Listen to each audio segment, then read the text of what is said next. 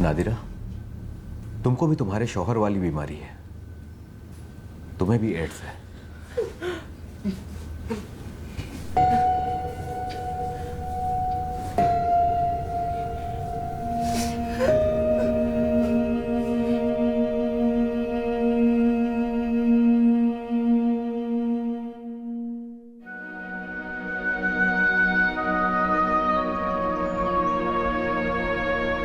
नमस्कार, आदाब। Crime petrol सतर्क यूपी स्पेशल।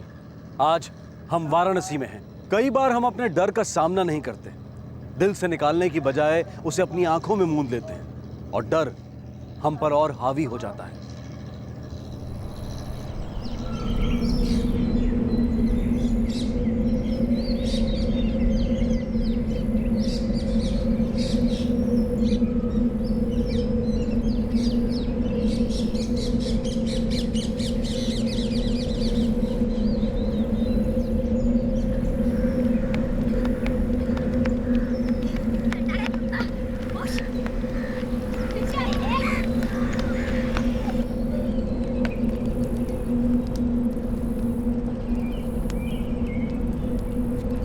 हबीब, नजीब, उधर मत जाओ, इधर ही खेलो।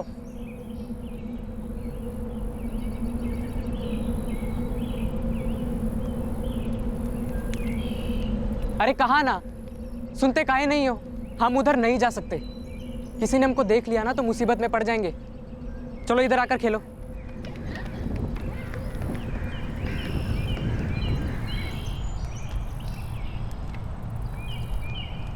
रेहान भाईजान, रात में पकाने के लिए कुछ भी नहीं बचा है। शहनाज, आटा आलू तो बचे थे ना? कहाँ भाईजान, जो था वो मैंने बना दिया, अभी कुछ नहीं बचा है।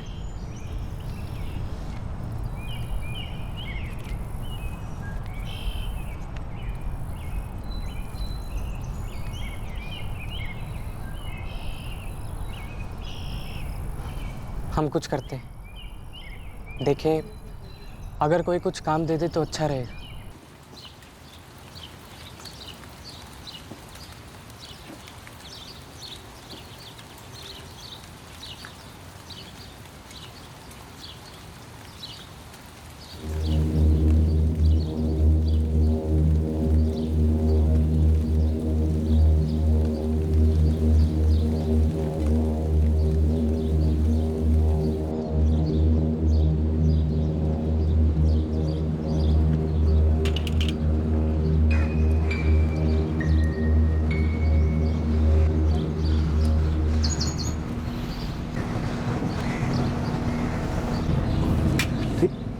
तू यहाँ क्या कर रहा है? तुझे मना किया था ना कि इस तरफ मत आया कर। हमें कोई काम दे दो बड़े अब्बू। तुझे काम दे दूं? अरे अगर किसी ने तुझे यहाँ देख भी लिया तो हमारा धंधा बंद हो जाएगा। जा यहाँ से, जा। हमारे पास खाने के लिए एक निवाला तक नहीं है। 4 दिन से शहनाज, हबीब, नजीब ने ठीक से खाना नहीं खाया है। ठीक है, मैं तेरी बड़ी अम्मी से कह दूंगा, वो जाकर तुम लोगों को खाना दे आएगी। अब जा यहाँ से, जाओ यहाँ से।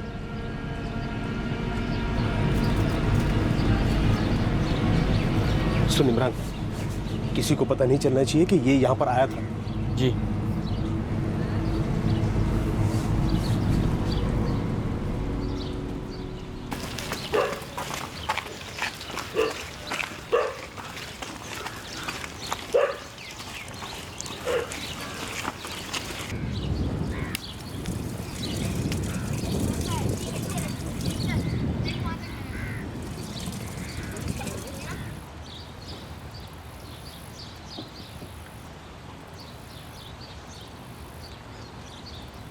लो, इसमें कुछ रोटियां और सब्जी है, रखो। और दोबारा ना दुकान पर मुंह उठाकर मत आना।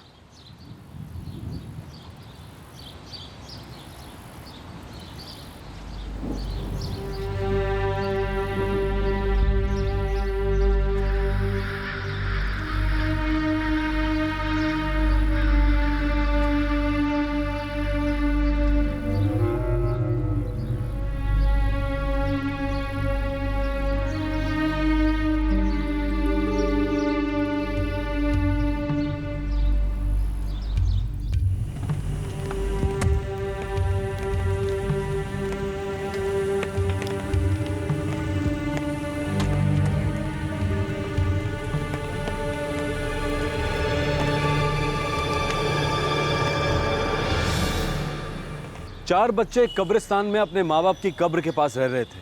उनका घर पास में ही था, लेकिन उन्हें इस बात की इजाज़त नहीं थी कि वो अपने घर में जाकर रह सकें। ना तो कोई उनसे बात करने को तैयार था और ना ही कोई काम देने को। उनकी ज़िंदगी बस लोगों की दया और तरस पर कट रही थी। ऐसा लग रहा था मानो उन्हें गाँव से निकाला गया है, लेकिन किस लिए?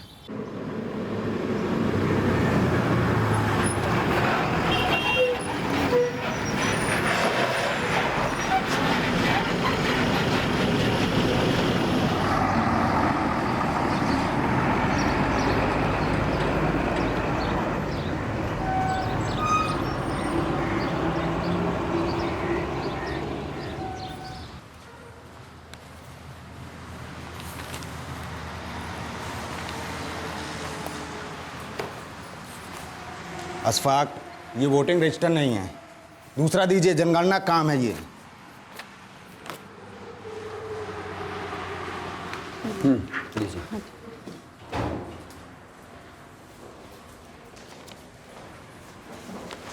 अरे अभिदा के यहाँ लड़का हुआ है, पर उसका सर्टिफिकेट तो यहाँ लगा ही नहीं है। लो भैया, अब उसने नहीं लगाया तो इसमें हमारी क्या गलती है? पर जनगणना में तो देना होगा ना। हम दीप्ति मैडम को बता देते हैं, अब देखो वो क्या करती हैं। बगैर सर्टिफिकेट के वो लेंगी कि नहीं लेंगी।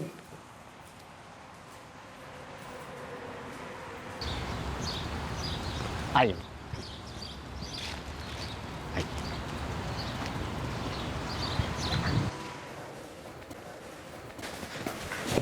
नमस्ते। नमस्ते। कैसे हैं आप सब? जी हम सब बिल्कुल ठीक हैं दीप्ति जी। मैडम, वैसे तो आप जनगणना के काम से आई हैं, लेकिन कुछ और भी काम है। एक बार आप देखकर बड़े अधिकारियों से बात कर लीजिए तो सबकी थोड़ी हेल्प भी हो जाएगी। हाँ हाँ, क्यों नहीं, लेकिन पहले ये काम निपटा लेते हैं फिर। ठीक। आइए ना, बैठिए। बैठिए बैठिए।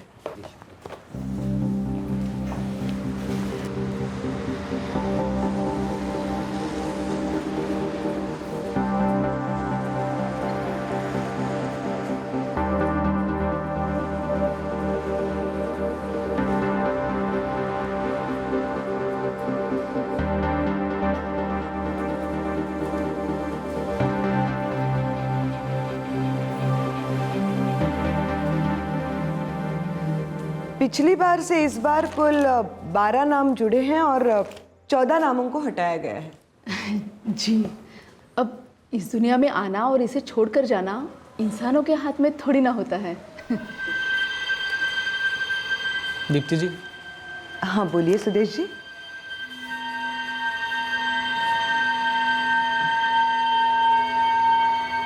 बताइए ना, क्या बात है?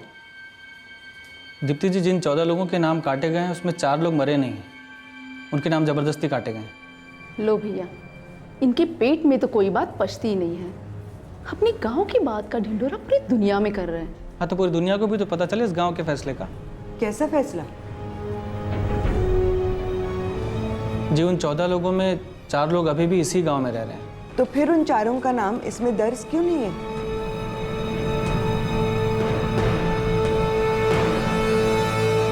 लेकिन ऐसा क्यों किया गया है? कोई क्या कर सकता है, पंचायत का फैसला था। सिर्फ पंचायत ही क्यों, रिश्तेदारों ने भी इसमें हामी भरी थी। अशफाक, जाओ और कासिम भाई को बता उनके सुदेश ने क्या रायता फैला दिया है यहाँ।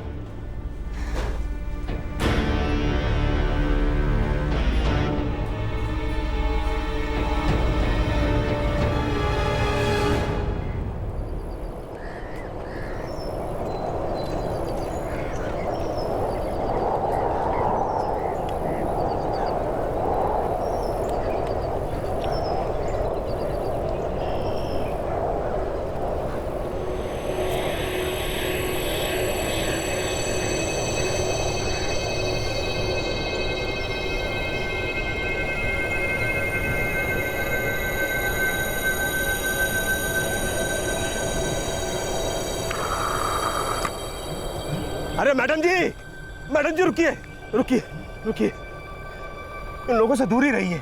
क्यों? इन बच्चों का तो घर है ना, फिर ये यहाँ क्यों रह रहे?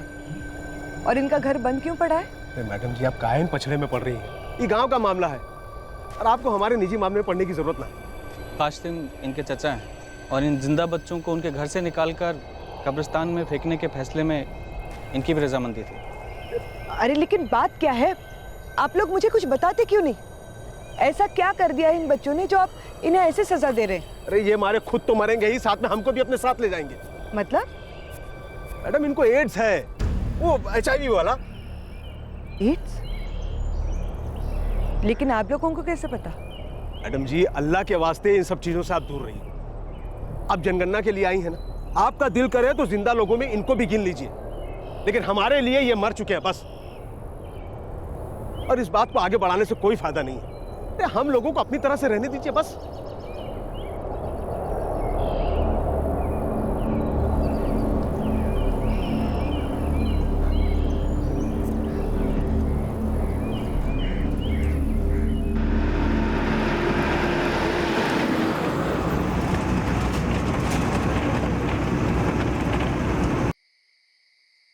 सुदेश जी के पेट में काहे दर्द हो रहा है?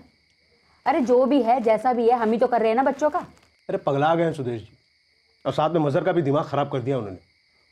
एक तो नेकी करो, ऊपर से जूते भी खाओ। अरे पाल रहे उन्हें, क्या इतना काफी नहीं है? ऐसा लगता है हम लोगों ने ही कोई बहुत बड़ा गुनाह कर दिया।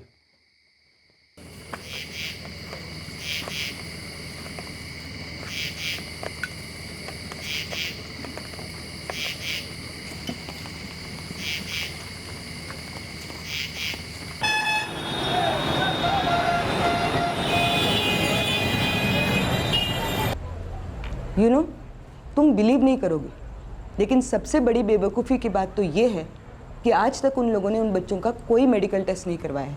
बस ये मान के बैठ गए कि उन्हें एड्स है। व्हाट?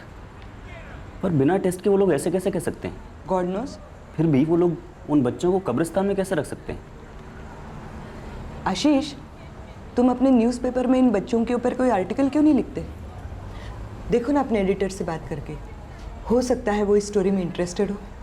सी, अगर ऐसा हुआ तो मुझे बहुत हेल्प मिल जाएगी। मैं एडमिनिस्ट्रेशन तक ये न्यूज़ पहुंचा पाऊंगी। हमें उन बच्चों के लिए कुछ ना कुछ तो करना होगा। हो सकता है ये सब करने से ही कोई बात बन जाए। हाँ mummy, I think I do it. लेकिन पहले मैं जाके उन बच्चों से मिलने की कोशिश करता हूँ, ताकि मुझे इस बारे में थोड़ी और डिटेल पता चल सके। That's a good idea. Thank God, गांव से किसी ने तो मुझे ये बात बता दी, वरना मैं तो अपना काम करके आ जाती और मुझे कुछ भी नहीं पता चलता। यू नो, सबसे सैड पार्ट क्या है?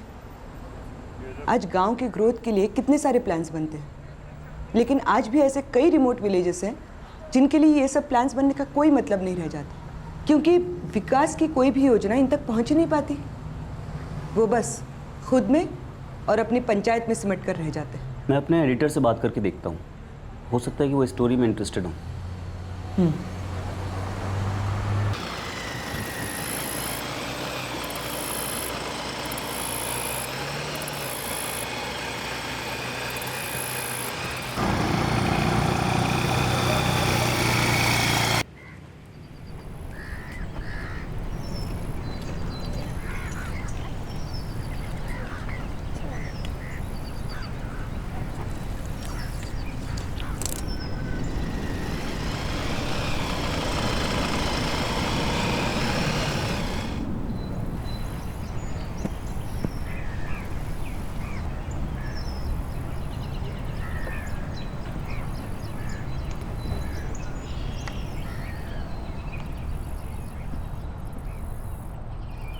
रेहान शेख जी, मैं आशीष हूँ, दीप्ति गुप्ता का बेटा। वो जो कल यहाँ आई थी ना, मैं एक रिपोर्टर हूँ, एक अखबार के लिए लिखता हूँ। मैं यहाँ पर ये जानने के लिए आया हूँ कि गांव वाले ऐसे कैसे कह सकते हैं कि तुम लोगों को एड्स है, और उन्होंने तुम लोगों को यहाँ पर रहने के लिए मजबूर क्यों किया है। देखो, शायद मैं तुम लोगों की कोई मदद कर सकूँ, तो क्या तुम लोग मुझे बताना चाहोगे आखिर हुआ क्या था?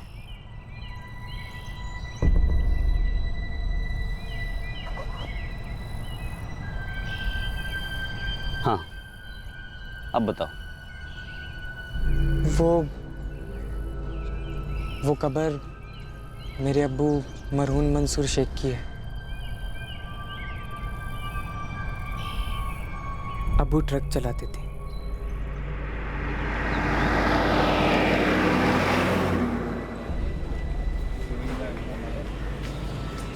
बहुत घूमते थे अब्बू, अलग अलग शहरों में, जहाँ उनका काम उनको ले जाए। हमारी अम्मी यही गांव में ही किराने की दुकान चलाती थी। हम और शहनाज गांव में ही पढ़ने जाते थे। यहीं पास में हमारा घर भी है। ये हबीब और नजीब, ये दोनों भी स्कूल जाते थे। 2 साल पहले एक दिन अब्बू जब घर आए तो वो बहुत ही ज़्यादा बीमार लग रहे थे। बहुत बुरी हालत थी उनकी।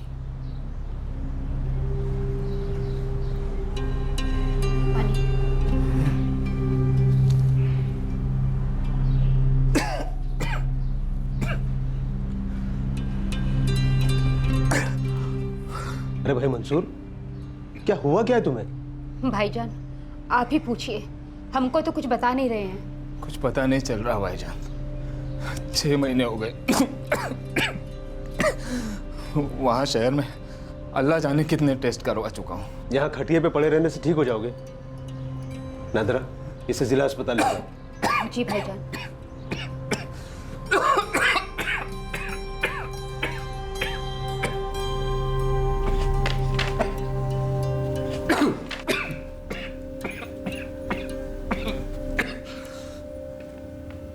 ये सारी रिपोर्ट्स आपकी हैं? जी। फिर तुम ये कैसे कह सकते हो कि तुम्हें कुछ भी पता नहीं है? डॉक्टर ने तुम्हें दवाइयाँ तो दी होंगी ना? जी दी हैं, इन्होंने बताया हमको, और हम इनको सही समय पर दवाइयाँ देते भी हैं। आपके शौहर को एड्स है और इनकी हालत बहुत ज्यादा खराब है।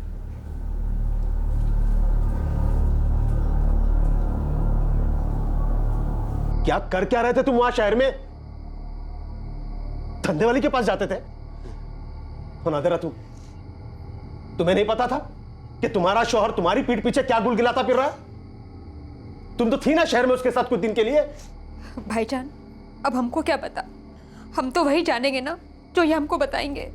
तो तुम इन्हें खुश नहीं रख सकती थी? पता भी है कि इन्हें हुआ क्या है। अगर गांव वालों को पता चला ना तो थूकेंगे हम पर, हमारे पूरे खानदान पर।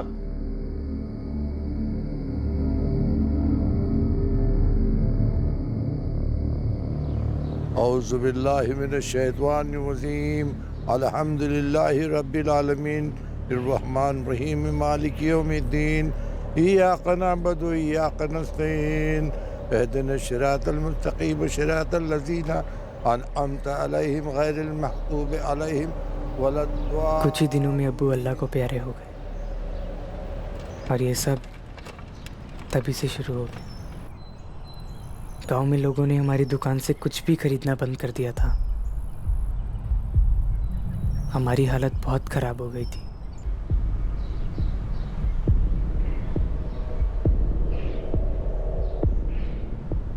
देख, अब तेरी दुकान से कोई भी कुछ नहीं खरीदेगा। भाईजान हमारा तो दिमाग ही काम नहीं कर रहा है।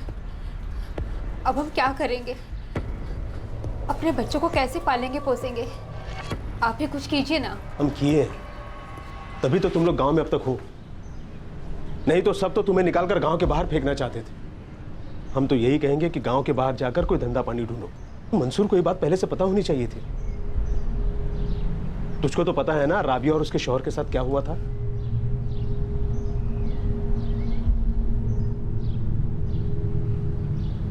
ये राबिया कौन है और उसके शौहर के साथ क्या हुआ था? वो लोग इसी गांव में रहते थे। उनके शौहर को भी यही बीमारी हो गई थी, HIV वाली। बहुत परेशान हुए थे वो लोग, थककर गांव ही छोड़ गए। किसी को नहीं पता कि वो लोग कहाँ गए, क्या हुआ। मंसूर एक ट्रक ड्राइवर था। वो तो चला गया, लेकिन अपने पीछे अपना परिवार छोड़ गया, जिनके पास ना तो पैसा था और ना ही कोई दूसरा सहारा, और ना ही उनके पास ये रास्ता था कि वो अपना गांव छोड़कर कहीं और जाकर घर बसा सकें।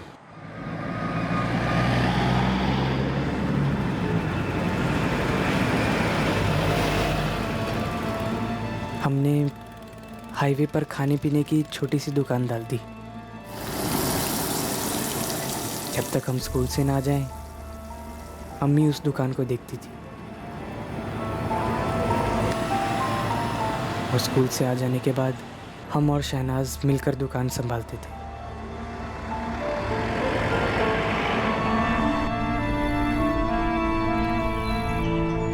फिर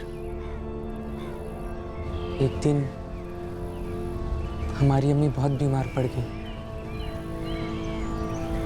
पूरे दिन पानी की तरह पसीना बहता रहा।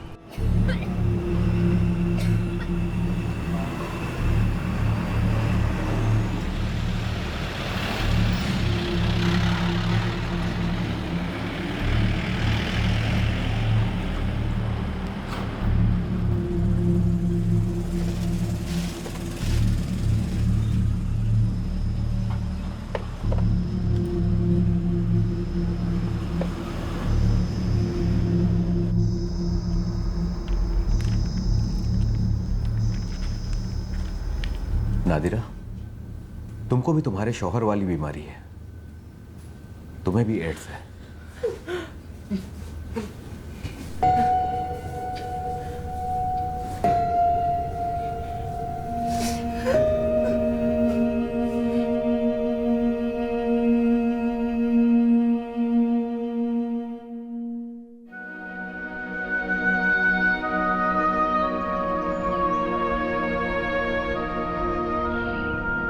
इस बार जनाजा उठाने के लिए कोई भी नहीं आया।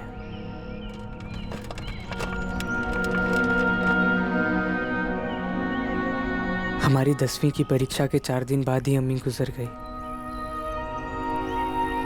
हमने अम्मी को कहा था कि अगर हम पास हो गए तो हम शहर जाकर कोई नौकरी कर लेंगे और फिर सब कुछ ठीक हो जाता।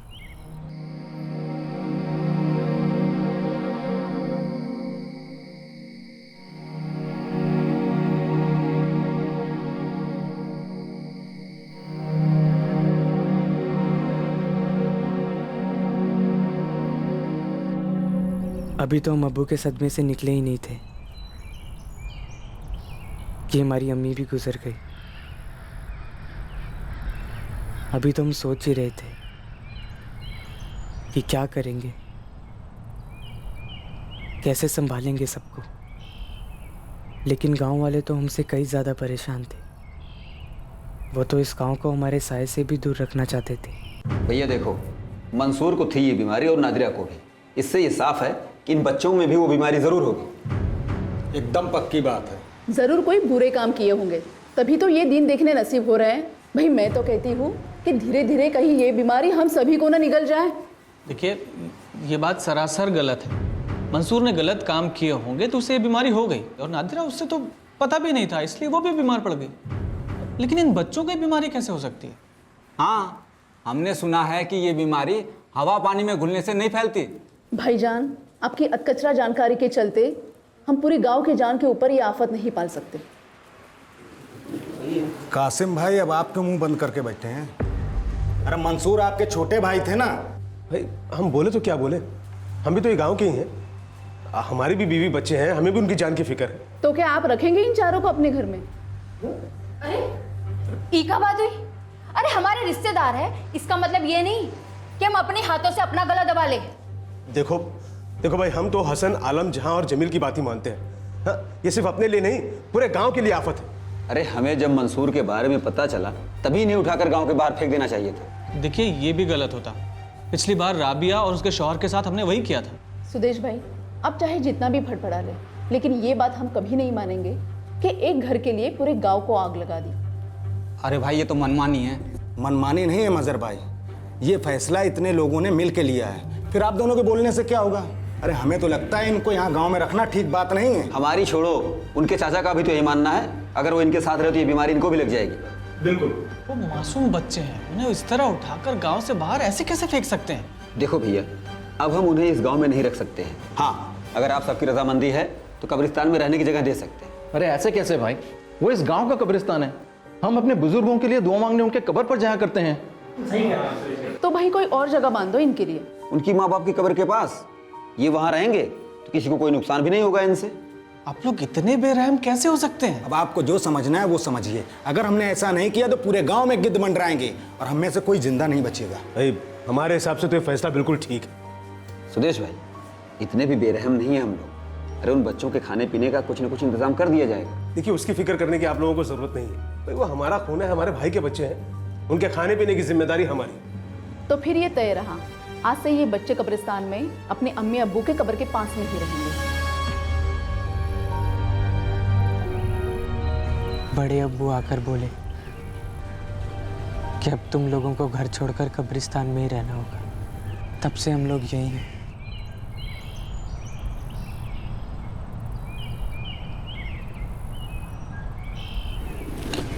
साहब, क्या आप हमारी मदद करेंगे? क्या आप हमें कोई काम दिलवा देंगे? हमारे भाई बहन बहुत छोटे हैं, हम 2 पैसा कमाकर इनका और अपना पेट पाल लेंगे। रेहान, मुझसे जो बन पड़ेगा मैं ज़रूर करूँगा। क्या और कितना ये तो मैं भी नहीं जानता, पर मैं अपनी पूरी कोशिश करूँगा।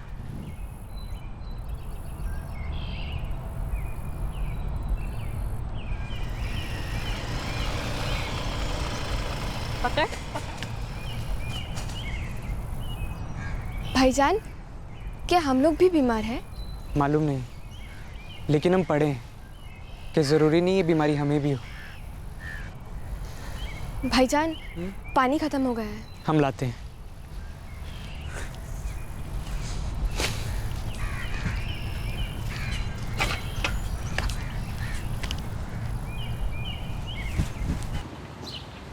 भाई हम पूछते हैं, आगे जांच करवा कर क्या हो?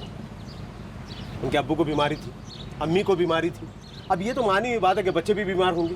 तो इस लॉजिक से तो आपको, आपकी पत्नी और आपके बच्चों को भी ये बीमारी होनी चाहिए। तो भाई आपके पास कोई दूसरा काम धाम नहीं है क्या? काहे गांव में अपना वक्त बर्बाद कर रहे हैं?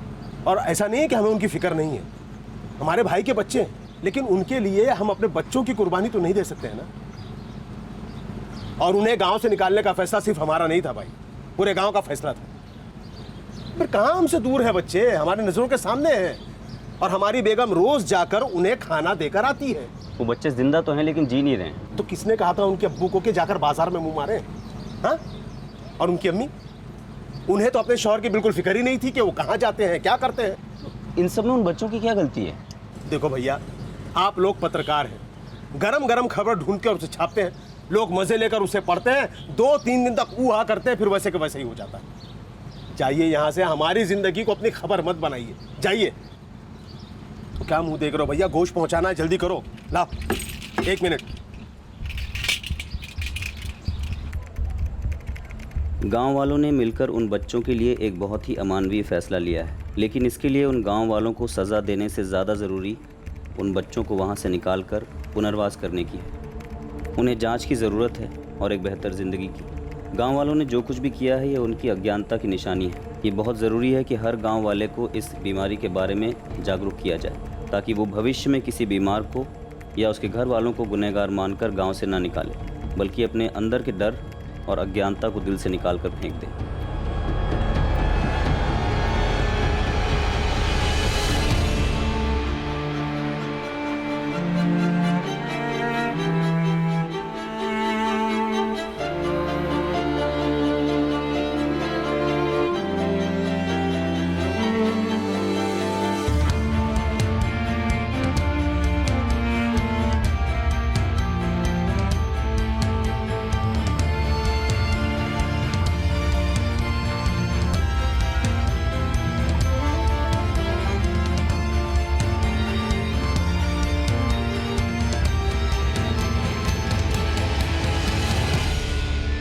आशीष का आर्टिकल बहुत जल्द सबकी नजरों में आ गया।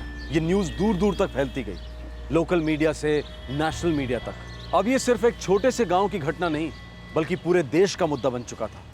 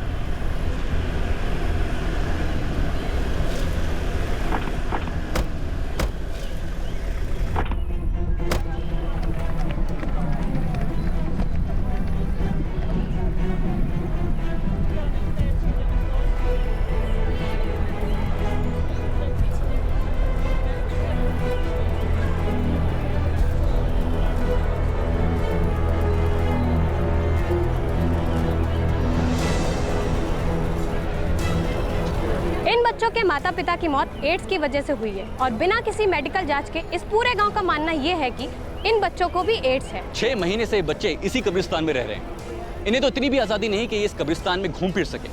इनका दायरा सिर्फ इनके माँ बाप की कब्र तक ही सीमित है।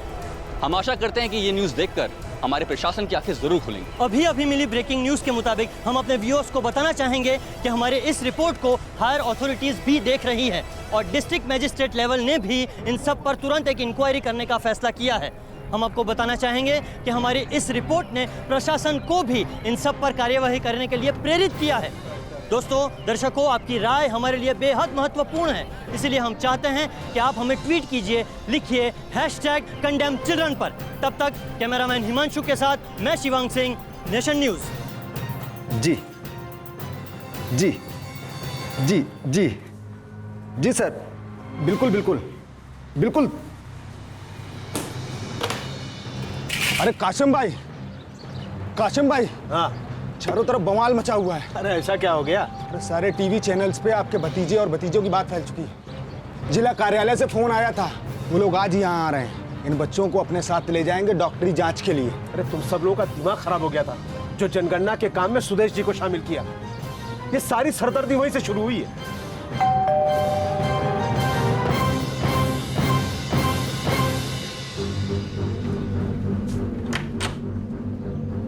मम्मी, आपको पता है वो आर्टिकल आग की तरह फैल गया है। अच्छा, ये तो बहुत अच्छी बात है। तो क्या अब उन बच्चों के लिए कुछ करेंगे? हाँ, अभी पहले तो उनको मेडिकल टेस्ट के लिए ले जाया जा रहा है और हायर अथॉरिटीज से डिस्ट्रिक्ट अथॉरिटीज़ को स्ट्रिक्ट इंस्ट्रक्शंस मिले कि इस बात का खास ध्यान रखें कि उन बच्चों को अब और परेशान ना किया जाए और साथ ही उन्हें रिहेबिलिटेट भी किया जाए। भगवान का शुक्र है, ये सब करने का कुछ तो फायदा हुआ। हाँ मम्मी, मैंने कभी सोचा भी नहीं था कि एक छोटा सा आर्टिकल नेशनल हेडलाइन बन जाएगा। अच्छा है।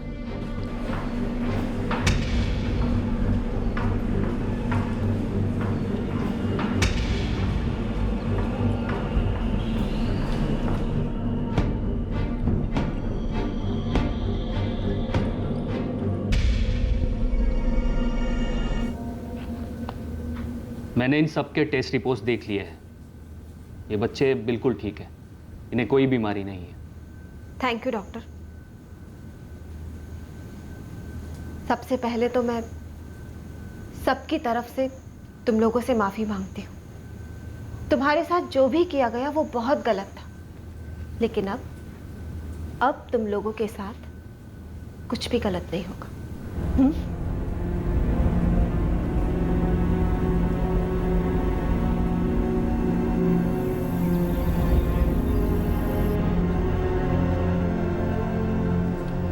ये बच्चे HIV पॉजिटिव नहीं हैं, इन्हें एड्स नहीं है।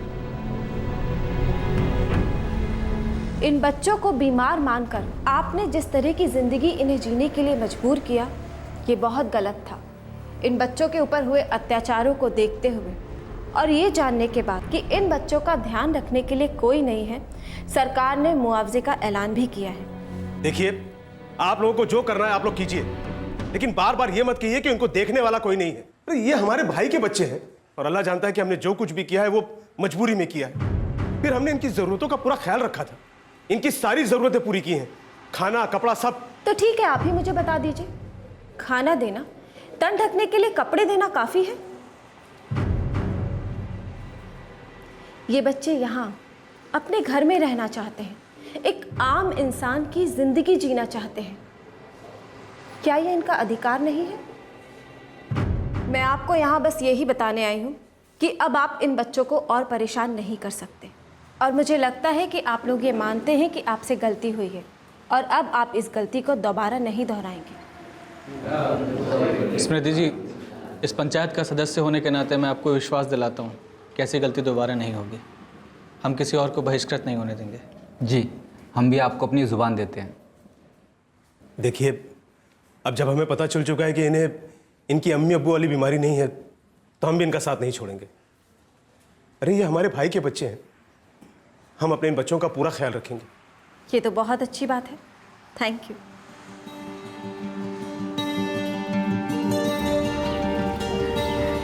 हम तुमसे कह रहे हैं ये हमारी बहन है, ये हमारी बहन है। छोड़ो इसे, छोड़ो इसे, छोड़ो ना। और कितना टाइम लगेगा? देरी हो रही है। बस बस आई भाईजान, चलो चलो चलो चलो।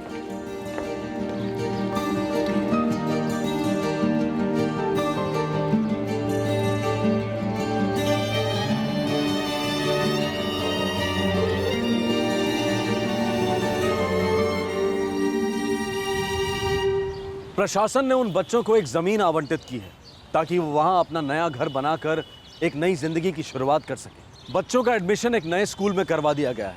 उनके चाचा कासिम से कहकर बच्चों का एक बैंक अकाउंट खुलवाया गया है जिसमें सरकार द्वारा दी गई मुआवजे की राशि को जमा किया गया है। रेहान ने काम शुरू कर दिया है, बाकी बच्चे अभी पढ़ रहे हैं। शहनाज घर का काम संभालती है। अब उन बच्चों के प्रति गांव वालों का रवैया भी बदल गया है। अब वो उन्हें परेशान नहीं करते हैं और साथ ही साथ गांव में एड्स को लेकर जागरूकता भी बढ़ी है।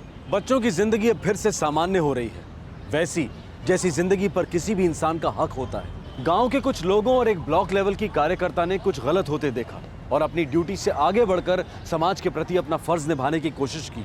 उनका बेटा एक न्यूज़ रिपोर्टर, उसने अपने दायरे से बाहर जाकर उन बच्चों के लिए कुछ करने की कोशिश की और सब ने मिलकर उन बच्चों की सहायता की। इन सब को देखकर एक बात जहन में आती है कि वो सारे क्षेत्र, प्रांत और गांव जो दूर बसे हैं, वो एक एडमिनिस्ट्रेटिव लेवल से जुड़े रहने के बाद भी बहुत सी ज़रूरी चीज़ों से वंचित रह जाते हैं। आज़ादी के 67 सालों के बाद भी हमारे देश का सच यही है कि ऐसे बहुत से शहर हैं जिनका विकास हुआ है, जिनके पास ज़रूरत की सभी चीज़ें मौजूद हैं, लेकिन ऐसे इलाकों और ऐसे गाँव की भी कमी नहीं है जिनके पास ये सुविधाएं बिल्कुल नहीं पहुँची। इन बच्चों को उनकी ज़िंदगी वापस मिल गई, ये सच में बहुत ही सराहनीय बात है। लेकिन क्या ये ज़रूरी है कि कोई भी इंसान तब तक बर्दाश्त करता रहे जब तक उसकी परेशानी पर किसी की नज़र ना पड़े, जब तक कि कोई और आवाज़ ना उठाए? क्या ये ज़रूरी है कि किसी भी चीज़ को तब तक सहना पड़े जब तक कि सबका ध्यान उस पर ना जाए और वो उसे ठीक करें? आपसे फिर मुलाकात होगी क्राइम पेट्रोल सतर्क में एक और नए केस के साथ रात 9 बजे। तब तक अपना ख्याल रखें, सुरक्षित रहें और याद रखें, सही वक्त सही कदम, सतर्क रहें। जय हिंद।